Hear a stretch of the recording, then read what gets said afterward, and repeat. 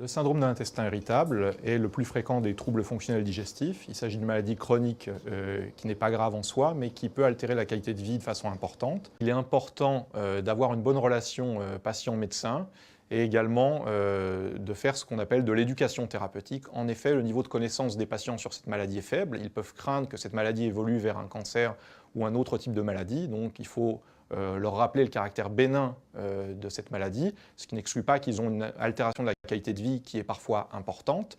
Il est important aussi de leur rappeler que si les examens sont normaux, ça ne remet pas en cause le diagnostic, parce que le fait d'avoir des examens normaux peut créer une anxiété chez eux et une angoisse, puisqu'ils souffrent et ils ne comprennent pas cette normalité des examens. La définition de ce syndrome est clinique. Elle associe des douleurs abdominales et ou un inconfort associés à des troubles du transit, avec une anomalie de la fréquence ou de l'aspect des selles, et on distingue différents sous-types en fonction du type de trouble du transit, avec diarrhée prédominante, avec constipation prédominante ou des formes mixtes. Il existe différentes causes reconnues au niveau du syndrome de l'intestin irritable. Il y a des causes qu'on dit périphériques, qu'on retrouve donc au niveau de l'organe cible, donc au niveau du côlon, et des causes centrales. Concernant les causes périphériques, on a des troubles de la motricité intestinale. On a également un nouveau concept qui est celui d'une maladie micro-inflammatoire. On a retrouvé ainsi une accumulation de certaines cellules de l'inflammation, notamment des mastocytes, à proximité des terminaisons nerveuses, dans différents segments du tube digestif. Ça a été retrouvé au niveau de l'estomac, au niveau du jéjunum, au niveau également du côlon.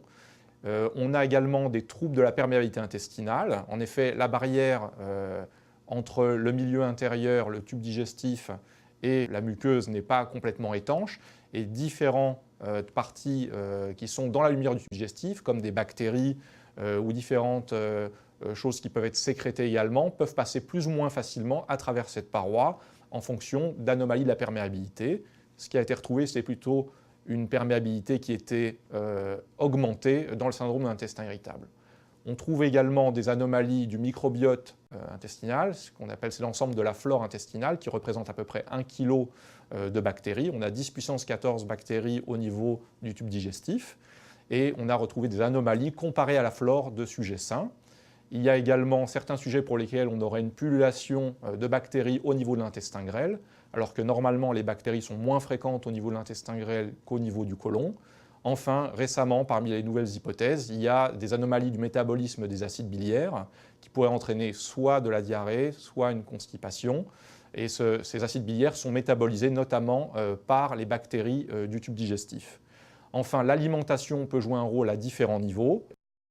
Et puis pour parler de ce qu'on appelle les facteurs centraux, notamment, il y a des anomalies au niveau de la moelle épinière des contrôles de la douleur, mais il peut aussi y avoir des anomalies au niveau du cerveau, de l'intégration des messages douloureux. Concernant la partie des facteurs déclenchants, on sait peu de choses dessus, mais on a quand même quelques formes de syndrome de l'intestin irritable qui débutent après une gastroentérite, dans les 6 à 12 mois qui suivent une gastroentérite, ce d'autant qu'elle est prolongée, qu'elle dure par exemple plus de 5 jours et qu'elle survient sur un terrain prédéterminé avec notamment un terrain anxieux et peut-être plus souvent chez les femmes, on peut développer un syndrome de l'intestin irritable donc après ce type d'épisode. Également, certaines personnes rapportent le développement de syndrome de l'intestin irritable après des traumatismes psychologiques importants. Enfin, l'alimentation, 2 tiers des patients déclarent que l'alimentation peut majorer les symptômes digestifs et que les symptômes digestifs surviennent à proximité d'un repas. Pour le traitement de la douleur, il faut d'abord expliquer aux patients qu'il s'agit d'une maladie chronique et qu'on n'a pas de traitement pour l'instant qu'on puisse prendre une seule fois pour que les symptômes disparaissent.